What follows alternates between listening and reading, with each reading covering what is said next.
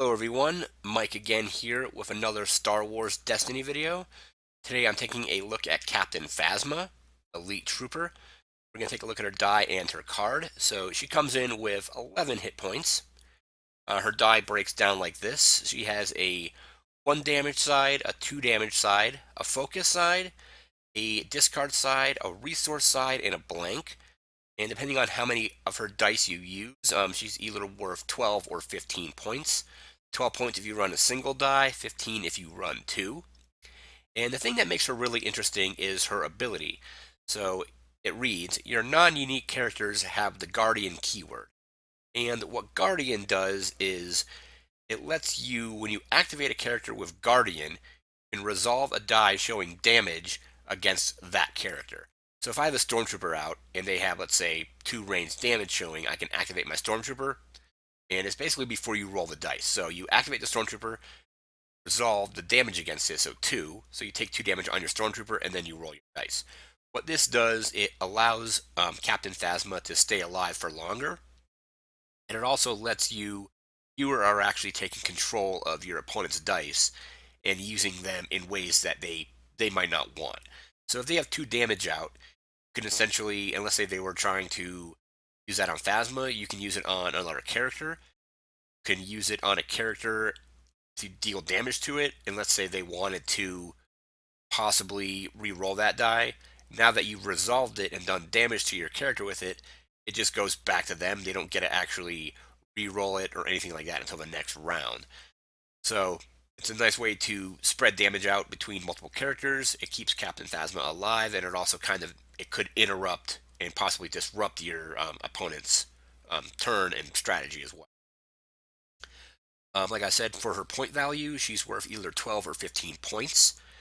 The only issue with her currently is there are only 3 non-unique villain cards you can pair her with at this point.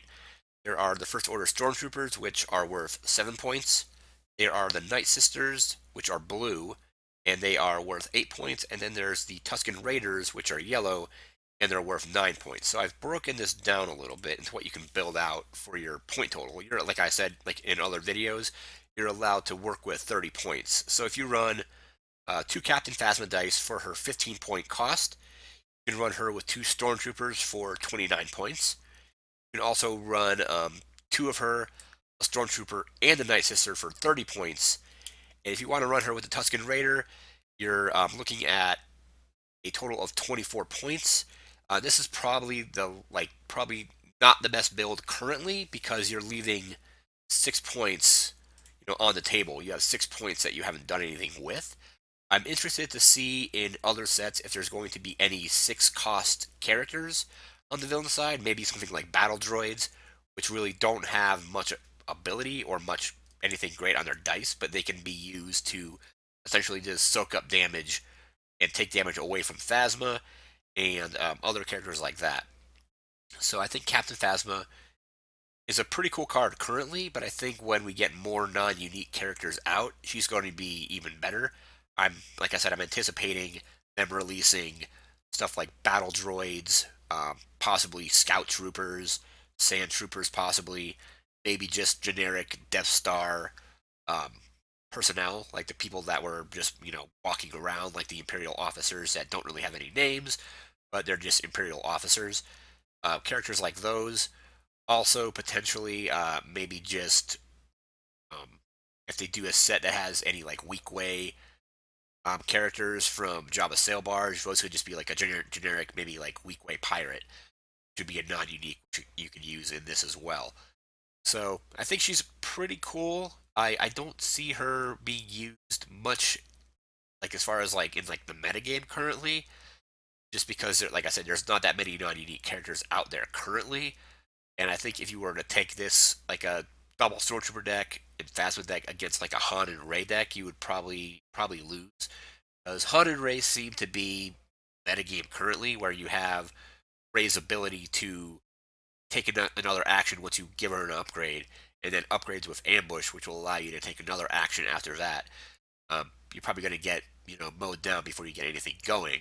But like I said, in future sets, hopefully we see more interesting non-unique characters that you can pair with Phasma. So I think Phasma, as she stands now, is good, but she's not great, at least not yet. When we get more non-unique characters out, it'll probably be pretty cool, especially if there is stuff that you can use that is cost 6. Because like I said, the most effective build currently are two, are either two of her and a stormtrooper and a night sister, or two of her and two stormtroopers.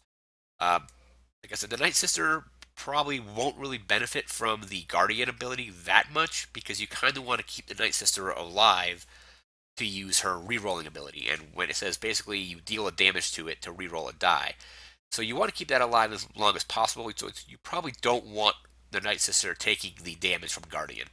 It's probably best currently with her and two stormtroopers. But like I said, time will tell and to see how great Phasma can be. But that's going to do it for this quick breakdown on this card. I'll be doing more characters in the future, so remember to like, comment, share, and subscribe. See you next time. Take care, and thanks for watching.